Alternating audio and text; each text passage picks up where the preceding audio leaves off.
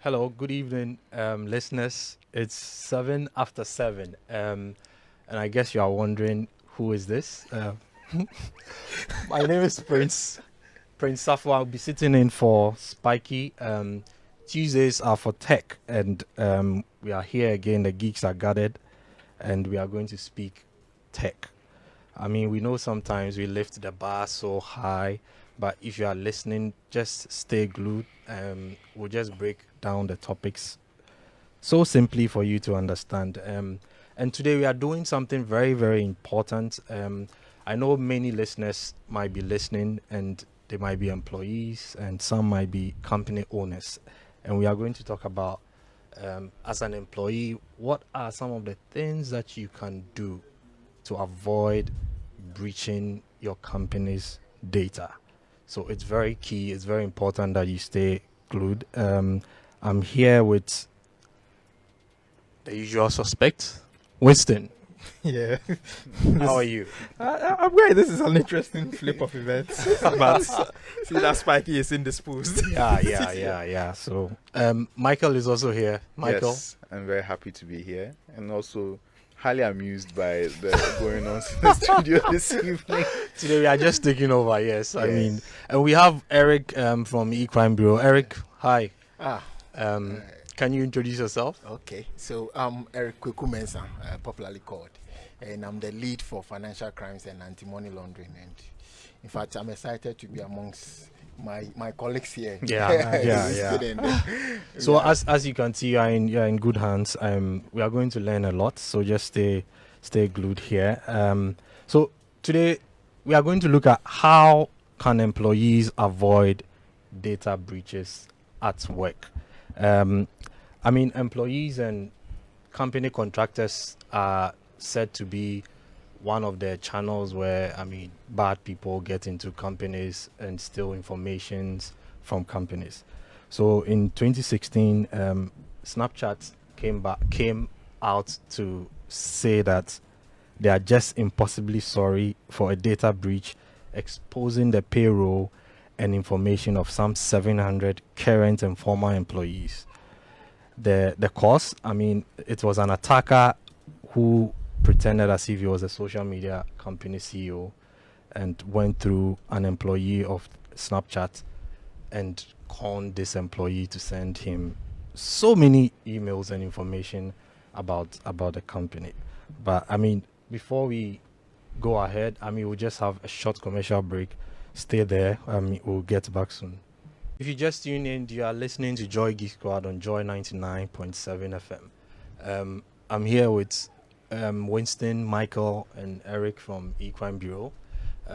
Before we dive into the discussion, would ask Winston to give us the tech news for the week. Winston. Yeah. So for the listeners wondering who Prince is, he's our producer. Yeah, I realized he failed to mention that. But yes, he's the famed producer we talk about a lot.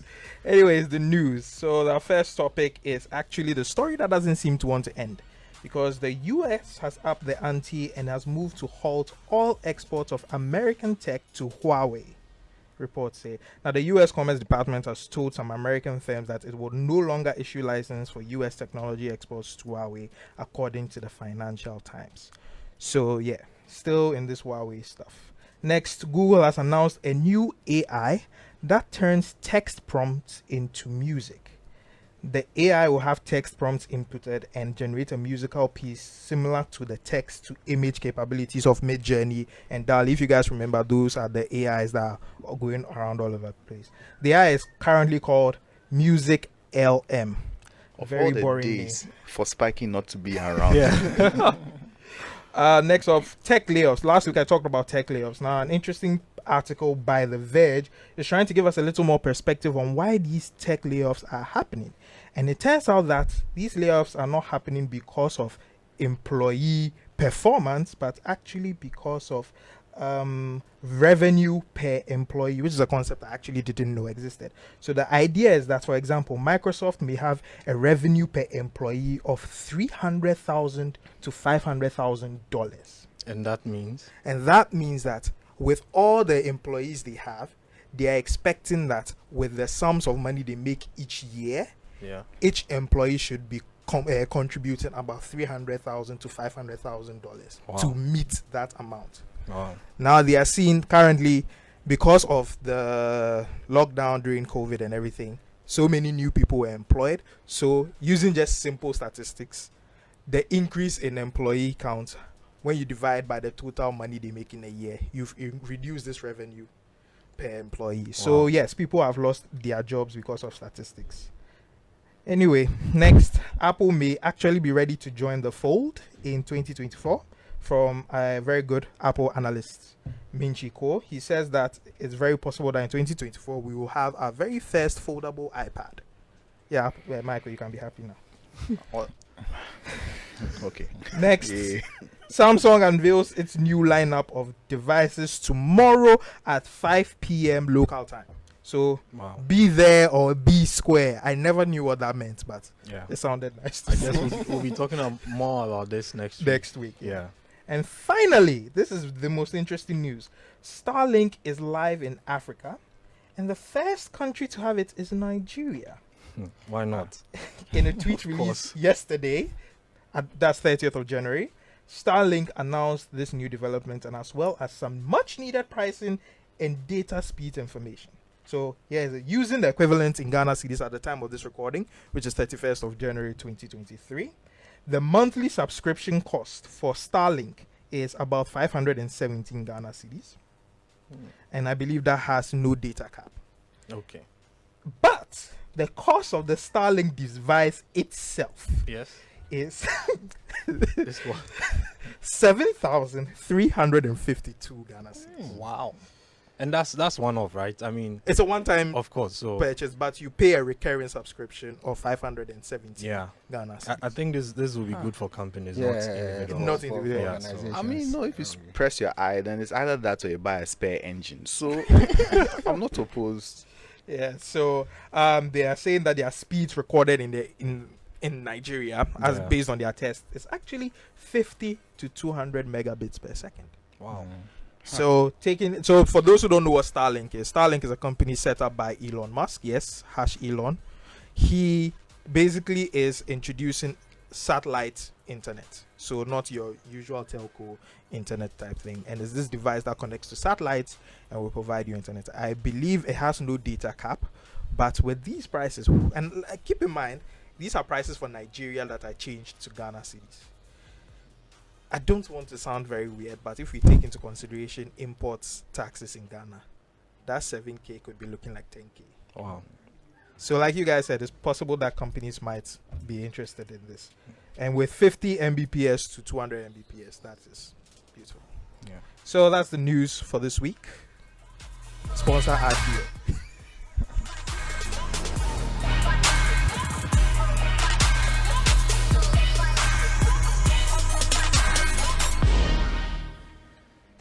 Welcome back. You can join the discussion by sending us a message on WhatsApp 055 11 1917. 055 11 1917. So let's dive into the main topic for the day. So we are looking at how, as an employee of a company, how you can avoid breaching your company's data.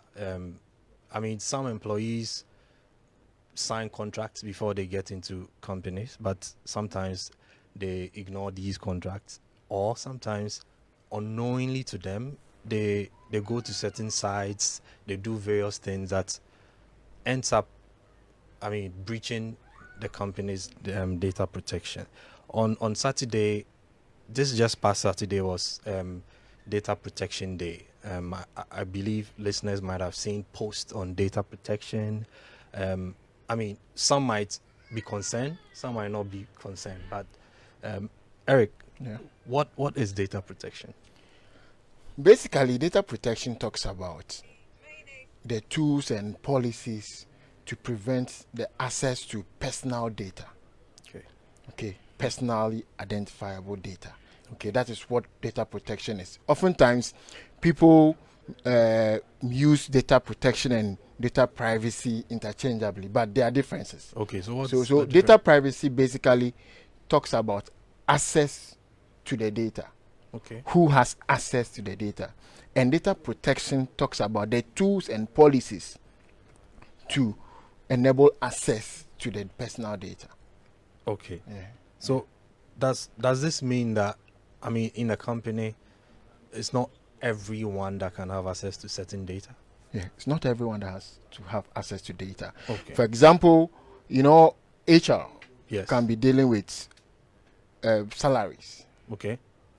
That gateman has no, pardon my French, but you it's a need to know.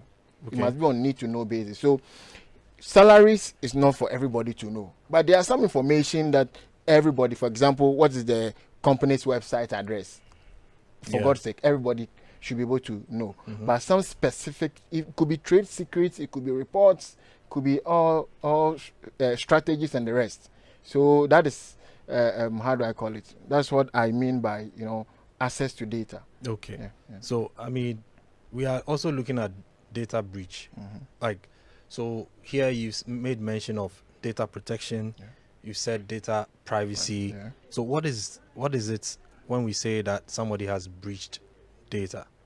Basically, breaching of data means exposing data to an unauthorized person. Okay. So, for example, we are in this room. Yes. If there is supposed to be information known to only the four of us, and a third party, even though the person works with a multimedia, Right. gets to hear about that information, it's a breach because we've exposed that data, confidential, private data, to that person. Okay. That is what we mean by data breach. And data breach can happen intentionally and also unintentionally. Okay. Hackers can come and hack you, and then they pick your personal clients' data and all those stuffs. Yeah. Okay. Winston, have you breached any data before? I mean, so wait. Are we saying that gossip is a data breach? I mean, based on, I mean, yeah, he is talking about in the digital space, Yeah. but yeah, that's a very practical way of putting it. Yeah. Gossip is a data breach. But me personally, have I had my data breach? No, but Michael here Wow. has experiences. I think he's talked about this on this show. Michael, before, tell but us, so tell us a story. Let me give a reminder to the listeners once again. Yes, I was involved in a data breach at my previous company, Wow. it actually happened to my team directly. We were working on some projects, and first of all, we're given a little bit of leeway by IT and our security team to be able to use our machines as we saw fit. And I assumed responsibility for that because I needed a specific series of requirements for my machines. So they gave me elevated access, which I extended to some of the team. Then one of the team members made a mistake with that elevated access and downloaded the wrong file and executed it. And as we were working, so we were working on a project, and I needed to refer to a file from another project. So I went into that folder and noticed that personally, by default, I always leave my file extensions on, so I know exactly what files I'm looking at. I've had instances in the past where I think I'm opening a Word document because it looks like a Word document, but then when you open it, it runs a program instead because it's a fake file. Wow. Meanwhile, if I'd have seen that it was an exe instead of a doc, I would have bothered. Like, I know that that's so. As a matter of habit, I always have my file extensions open, so I know on site whether something is or isn't what it's supposed to be. So I opened the folder and I noticed immediately there's supposed to be images, but all the images had vanished. Some way. So I was like, okay, maybe the machine is being slow. Then I saw the file extensions and they were all different. Wow. So I could see that was going in sequence. Yeah. Little by little, all the file extensions were changing. So immediately told the team, everybody disconnect Shut your down. machines. First off, because we were working on OneDrive, so our things were syncing online in order to keep our files accessible and easy to share around different stakeholders and all. First off, everybody close your OneDrive, then disconnect from the Wi-Fi at once. With that done, I knew that, okay, wherever this thing is coming from, it's not going to spread anywhere. The OneDrive isn't running, so it's not going on in the cloud, and it is not also going over the network, so it's not going to be able to spread. And then with that, I went to tell IT, we have a data breach. Something is happening with our machines. Wow. And then I, with our head of cybersecurity, we then sat down and started going through all the machines and checking all the processes that were running. And we discovered that, yeah, one of my team members had downloaded the wrong file from somewhere it shouldn't have and executed it and had started running a ransomware program. So we caught it as it was starting to encrypt our files. But before it had been able to finish and then lock it and then start ransoming our files back to us. So that was how close it came. So then, because we caught it before it was a problem, we were able to quickly wipe it off and then clean everything up. Our data is secure. Wow. I But mean, lucky you and your team. Yeah, Yeah, very so- lucky, very You, close. you did so well, seriously. Yeah. And I do integrity management. And Yes. that act of reporting immediately, I could classify you as an employee with integrity when it comes to such stuffs. Because oftentimes, typical human employee staffs, they'll just, keep quiet Hey, and then close the laptop and And hope it to go away. hope it to go away. Before you realize, it just goes across all the systems. Yeah. So reporting is key. Yeah, the First, timeliness really. of the That was reporting. the mean, thing. Timeliness is so important. Yeah, but I mean, there are times that you don't even know what is happening. Like Michael is, That's the thing. he's fortunate Yeah. to know I that, understand. like, he's a Understood geek and that, he so. yes. But what happens? I mean, you've just seen Word documents looking some way, and you're like, okay, maybe the laptop is slow or something. You turn it off, waiting for it to come. Nothing is happening. I mean, for someone who doesn't know, I mean, what do they do? That's why education and training is very important. Because these things, some people just receive emails and the extension of the attachment is .html and they are clicking on it. End of the day, It looks like what it says PDF, they've written PDF. Yeah. But it's true what he says about education, because I think every company, or at least every employee, it should be the employer's duty to ensure that your employees know all these things. Like, for instance, like in Michael's department. Yeah. Let's say Michael's department was in media. Yeah. They need to know every file extension they are working with. Mm-hmm. So if there's something out of the ordinary there, Yeah. you wouldn't even be, but you don't need to be a geek to tamper with it, because you know that it's not a PDF, it's not a MP4, it's not MP3. But I mean, it's some none of people are this. inquisitive, so You can't be inquisitive on company time. You can't. Because proverbially, if you go the company, where are you going? I know. I mean, some imagine a hacker or someone sends somebody an email into their company email and says, "Win $20 million." Winston, did Spike ever tell you that story of a hacking incident that's similar to what Prince is relaying now right Yeah. here in Ghana? That cost the company in question millions of dollars. No. I wish. don't Okay, let me reiterate his story. I wish he was here, but so very similar thing. He didn't say which company, but it was a multi-million-dollar company. Head of finance had gone on vacation. You know that story. I remember that story. So head of finance had gone on vacation, Yeah. but already their systems had been exploited. Somebody had access to their files, especially the head of finance's files, and was just waiting for him to go on vacation.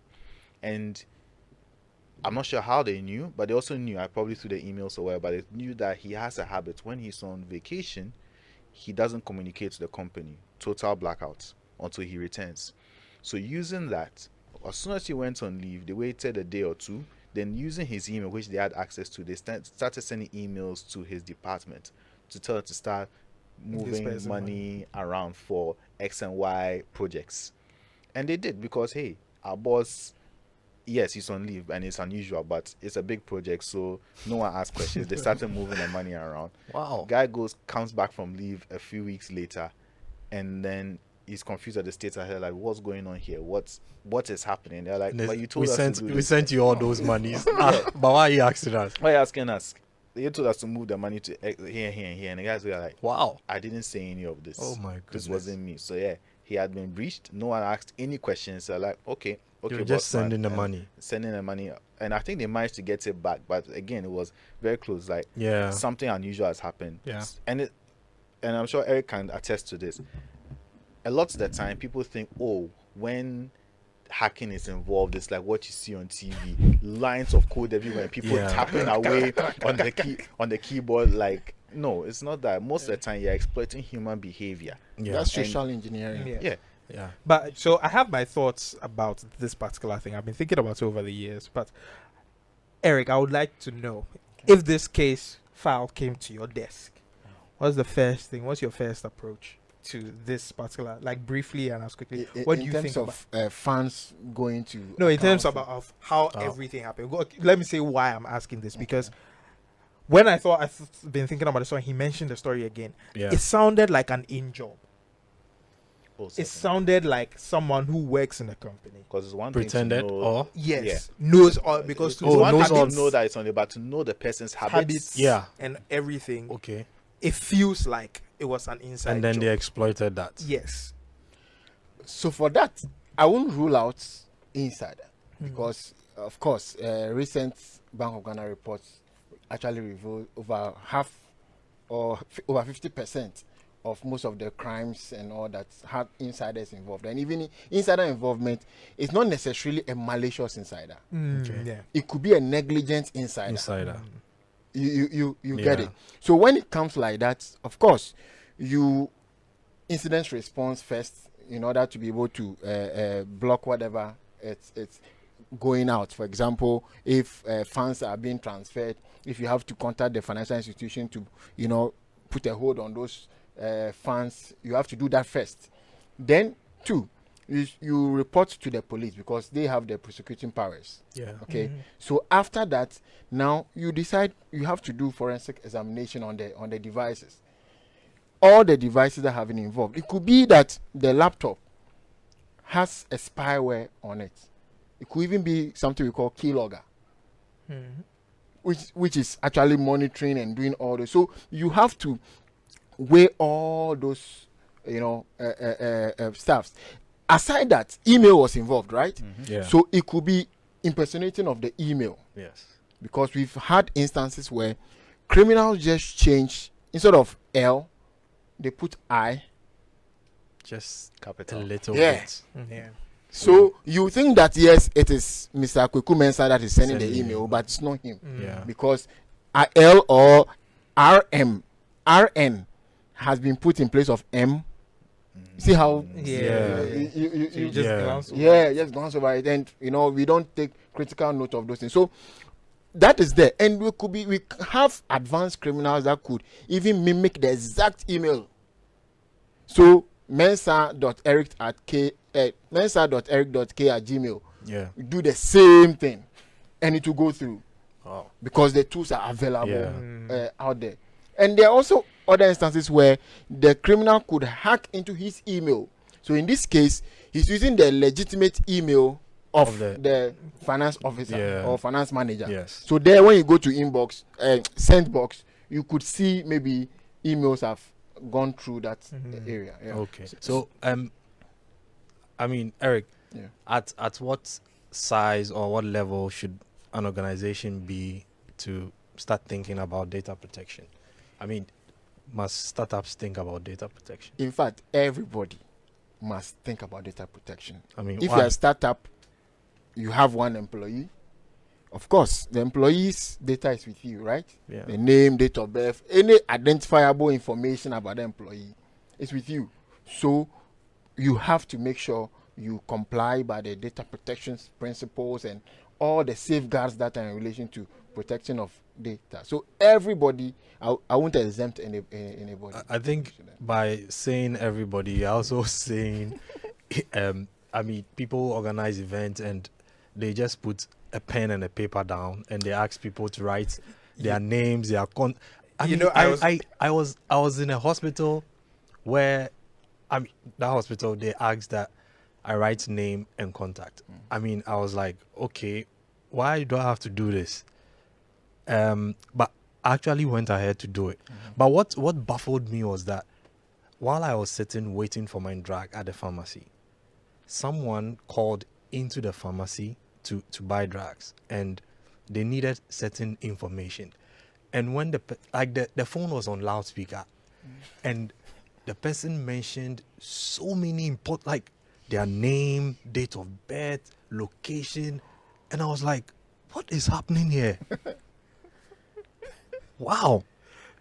Yeah, I was actually going to ask this. That I know. I mean, you've recently informed us like that you the e-crime and CID work together and everything. I know your scope is largely digital. Yeah. If am I mistaken? Or am I okay? So digital, but these companies that be asking us to write our name and phone number, what time you came in, and what time you left, sign. I know it's not digital, but also,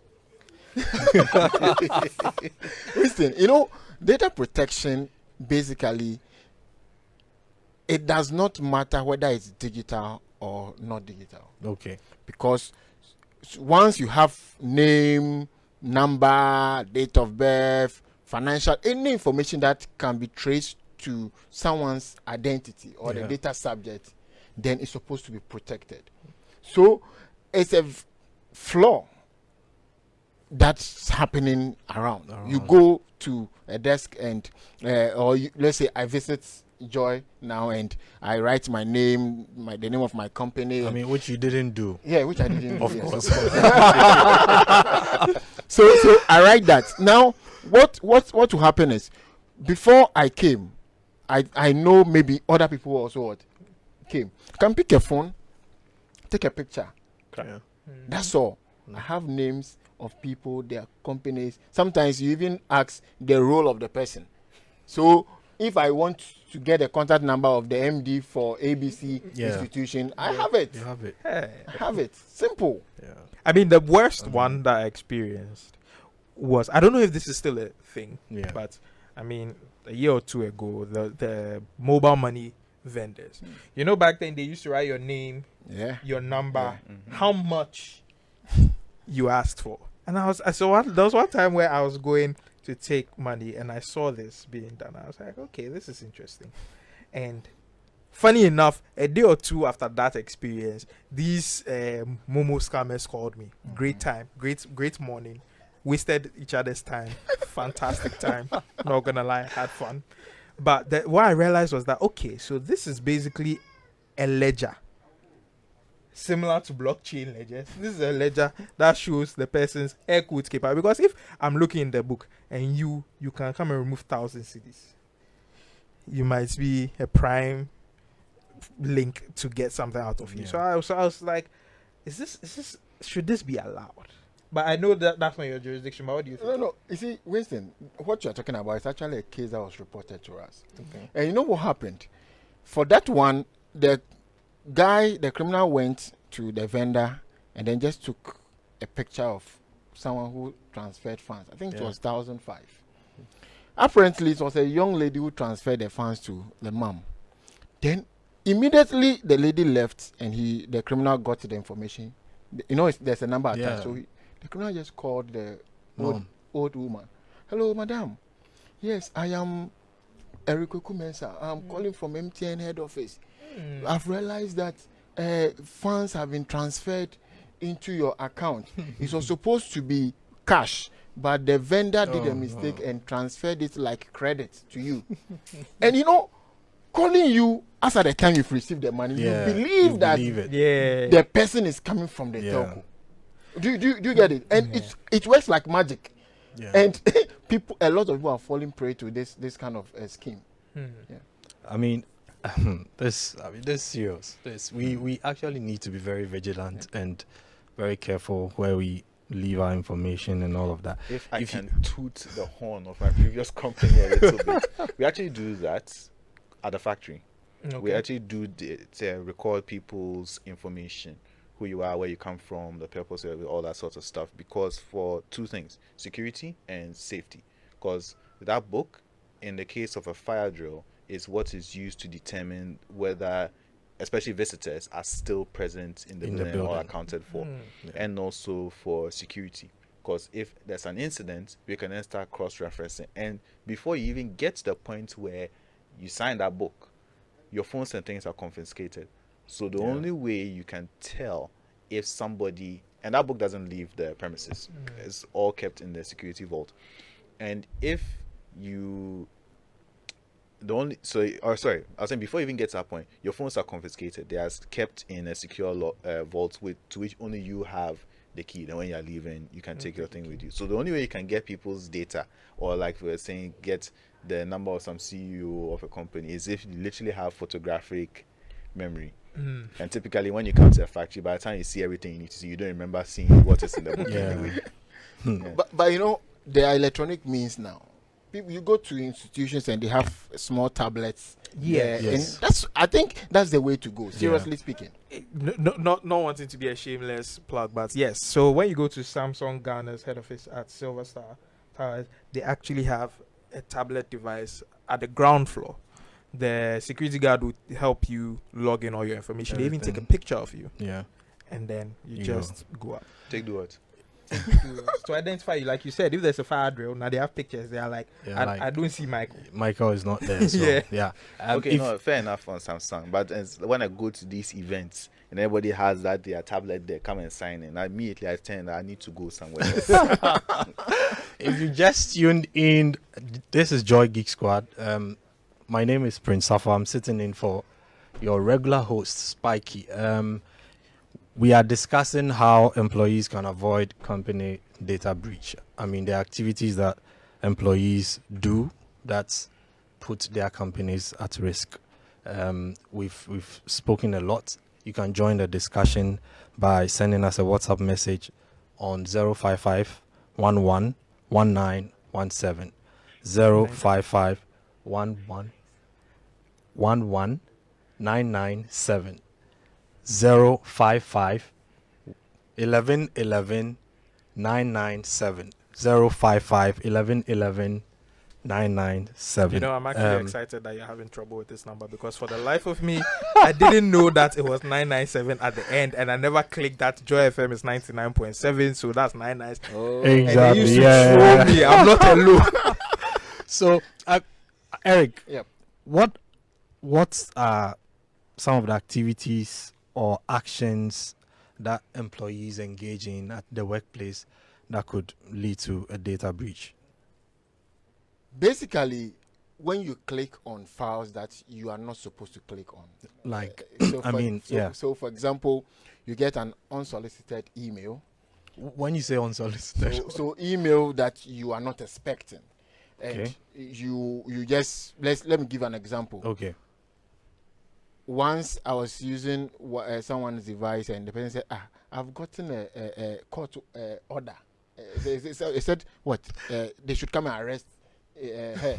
So I went to the email. And I was like, what is that? So when I saw the attachment, yeah, it was actually, it had the extension .html.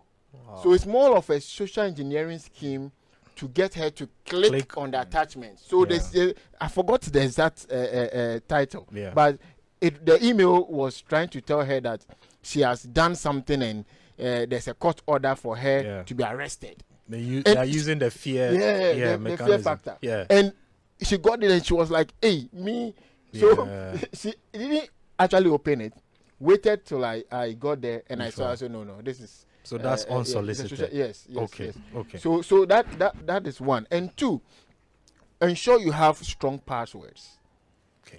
The reason being that oftentimes, as employees of institutions, we receive confidential information from our colleagues, and if your email is compromised, the criminal can get every conversation that had gone on, including attachments. Okay. Another thing to do is to make sure you have softwares, like security softwares like antivirus, anti-malwares, and the rest on your device, so that in case you click on something, at least the anti-malware should be able to take those malicious. So even if you don't have, you need to request. You need to insist, and this is the question I was actually going to ask, because I mean, there are certain instances where the employee can only do so much. So at what point does the IT team come in, because if, let's say for instance, I need Microsoft Office to do my job. Yes. Company is not providing. you know where I'm going. Company is not providing Microsoft Office, but I still need to get my job done. Yeah. Which means I have to go and get Microsoft Office. No, but did you request for it?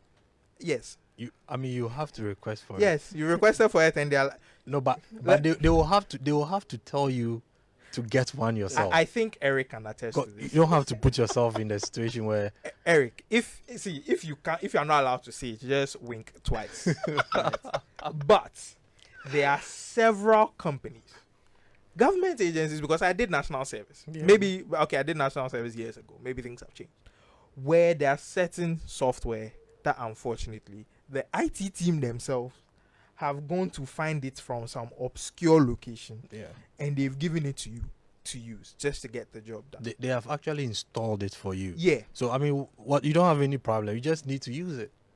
So my question here is that, to what level can an employer? I mean, because if, let's say for instance, has there ever been a case where something happened, a data breach happened so big that the employer was blaming the employee? Because you need to understand that there are certain situations where the employer doesn't even know what is going on, does not understand what's happening. All he sees is that you are the cause of this problem, so is you. So at what stage is an employee indemnified? You see, when you want to look at security generally, there are three elements: the people, processes, and technology. Okay. So if I were to be part of the, how do I call it, the disciplinary committee, I'll look at the technology. Is the technology available for the company enough to have prevented that data loss? A breach. Then I'm done. Then I come. The processes. Yeah. I look at that angle also. Now I look at the people. We said you clicked on it. Now, did we offer training for you? Do you get the whole thing? Yeah. Did we train you to be able to identify, phishing emails and the rest? So there are a lot of factors that come into play. I can't say it's A or B. No. We will have to, juxtapose a lot of factors, because sometimes the organization didn't tell you to go and download cracked software, and you go and download cracked software and something happens. You did it, right? Yeah. Unless, of course, you don't have integrity and you say, oh, the laptop, when it was given to me, the software was already on it. There are some people who can really lie like that. But we do forensics. We can be able to confirm when that software was installed. You get it? Even how many times it was opened. Yeah. Even whether it was open before the event. There are a lot of things that we can do too. So basically, to answer your question, there is no straitjacket answer to it. It depends on the disciplinary committee or management, whatever the assessment that they will do to be able to confirm whether the employee is liable or not. So unsolicited emails, you not having antiviruses, or what are there more things that employees could do that could? So for employees generally, it's also about the kind of information that you leak out there about yourself, because before a criminal would target you, before a criminal would try to social engineer you, they need to profile you, and to profile you, you have to get a lot of they have to get a lot of information about you to be able to craft a very good social engineering how do I call it, scheme to beat you. There are some people, when you send them courts, whatever, as arrest, they will never click on it.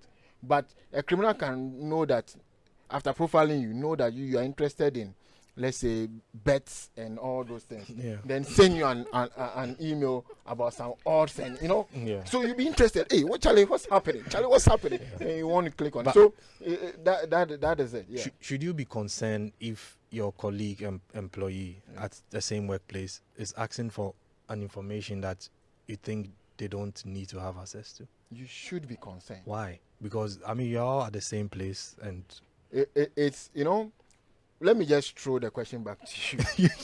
When you go now to your HR Yes. and ask that you want to know how much the head of the organization is being paid, Yes. would the HR tell you? No, my HR wouldn't do that. No, but why shouldn't they do that? Because that information, first off, is not for you. Okay. You do get it? Yes. If it's your information, then you have the rights. So even within an organization, there could be data breach in there. Yes. Okay, so data breach was a is not typical necessarily data out breach of the. that happened in one institution where the HR was supposed to send salary schedule, okay, to their, I think, their account, those who do those payments and all that. And unfortunately, she sent it to some, you have employee or that kind of all employees, Wow. all IT, it, all Wow. HR. it was a serious, and when you send an email wrongfully, Wow. you can recall. Only if you are using the actual program. If you are doing it online, you cannot recall. In fact, Yeah. when they realized it, It was too I late. late. in fact, it was a huge issue within the organization. So Yeah. from that time, they started encrypting their salary schedules. Wow. to send. I mean, we have a message from Hayford. I think it's a good question that Hayford from Bato is asking. Good evening. Okay, this is Prince. Good evening, Prince and his friends. How are you all? I'm Hayford from Bato. Says, so CEOs go to, programs and they give out their business card. Is that fine? Because it basically has information. You willingly gave it out. No, so if you willingly give out information you are not supposed to, it's not data breach. Is that what you're saying?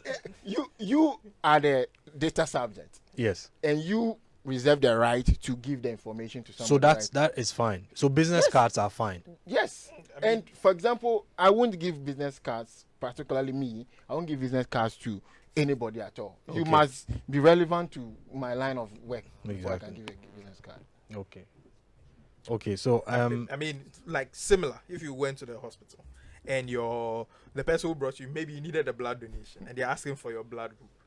Very, very cryptic information. But in this situation, we have to know. Unless you have blood group AB, and it doesn't matter. okay. Okay. So we'll just go for a quick commercial break and we'll be right back. Okay. So if you just tuned in, we are this Joy Geek Squad. I'm sitting in for Spiky, your regular host. I'm here with Winston, Eric, and Michael. So From E-Crime. You Yeah. said that the first time. I was like, yes, I work at E-Crime. okay, so Eric, Yeah. we've said a lot of things. So the big question here is, can an employee go to jail because of a data breach? Okay, so for that, I'll still go by the answer I gave earlier in relation to you have to weigh the breach. Okay. Okay, you have to weigh the breach. Sometimes it could be, let's say, because of your fault or because of your doings. Organization has lost maybe data of about 10 million clients. Yeah. That is different from, okay, you just gave some 3 information to. You Yeah. get it. So even when you go to the court of law, they'll weigh all those things. Now, when we talk about penalties, the Data Protection Commission. Okay. Yes, I know we didn't talk about all those Yeah. things, but they are in charge of data protection related issues within the country, and there's an act, Data Protection Act 2012, Yeah. that also gives them that mandate. Okay. So they can, evaluate your case. Sometimes there are issues where there's a data protection issue, and the data subjects go to the commission to report that my information has leaked out, and the commission will take it up. So anyone at all can go Anyone at all. there. Okay. Anyone at all. There are rights. We all have rights. Just that a lot of people don't know their Their rights. rights. Okay, a lot of people don't. You have the right to complain. Okay. And it's in the law. So you can complain. So, like you asked, yes, depending on the weight of the case, as an employee can go to jail. Okay, so if I'm an employee, just like Michael mentioned, and I realize that I have breached data of my company, what are some of the things I should do? Timeliness is key. Okay. If you've wrongfully sent some email to people that don't need to receive the email, if it's within your remit to send some recall and apologize and fine, but you ought to tell either the head of IT or anybody who is really in charge of that organization, because perhaps as an employee you might have limited knowledge on how to manage certain things. So here you inform a superior and they would find a nice way to salvage the situation. But informing the organization is really key and it should be timely.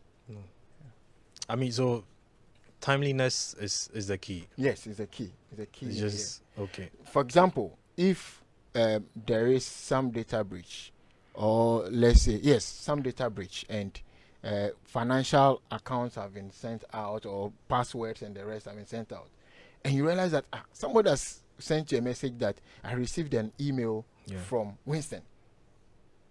Immediately you hear that email have been received from Winston, and he was not the one who sent it. You must quickly inform the head of IT or head of cybersecurity or MIS, so that if they will have to block his email or do something to remediate the situation. I mean, so what advice would you have for employees that do that and maybe they know they mistakenly or knowingly went to a site that they are not supposed to go to, and they are scared to say, and so they just have to keep quiet? What advice would you have for them?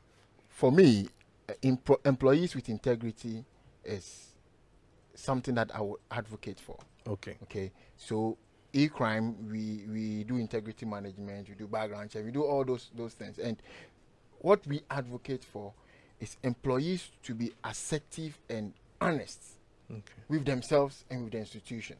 So if you do that, if you keep quiet on things and you don't, you lie about things, generally like ordinary guys will do on the street, I tell you, your cup will be full. And when the cup gets full, you don't know where to lead you. Maybe it might send you to jail. Yeah, I mean, right. Wow, it might send you to jail. I mean, we are not saying you are going to go to jail by informing your company that you breached an information, but we are saying that you would rather go to jail by not informing them that you've breached information. Okay, so we'll just move on to our jargon for the day as we speak about data protection and all of that. Our jargon for the day is HTTPS. Winston, do you know what HTTPS means? Yeah. Hypertext Transfer Protocol Secure. Is mainly used for securing your transmitted data. That's data that you enter on a website across the internet. Now, this is the tip. For your online safety, when you are on a website, do check if the web URL or link starts with HTTPS. Very important. Let me add another tech jargon for the day, because Eric mentioned it. He mentioned keylogger. So a keylogger is. Oh, do you want to take it away? Oh no, this is your job. So you do. No, Eric, please do, and just give us. I mean, give your final advice to employees who are listening. Basically are malicious softwares, malwares, that captures keystrokes. That is how the name came up. Keylogger. So it logs every key you type. So if you are typing A, B, C, it captures it and transfers it to the command and control center of the criminal. So what are your final words to employees listening? We ought to stay cyber hygienic. And when I say cyber hygienic, keep strong passwords. Don't click on any link at all that you receive, both email and WhatsApp. Make sure you don't download some files that you are not supposed to download, and then also avoid use of cracked softwares, and even sometimes adult websites can cause your data to be leaked. Thank you so much, Eric. Thank you, Michael, for your story. Thank you, Winston. Abeku, of Winston, no, you're not. Thank you, listeners. Thank you for joining us. We'll meet again next week. Hopefully, you get Spiky here while I produce my show in peace. Yes, so we'll just hand it over to the news crew. Thank you so much.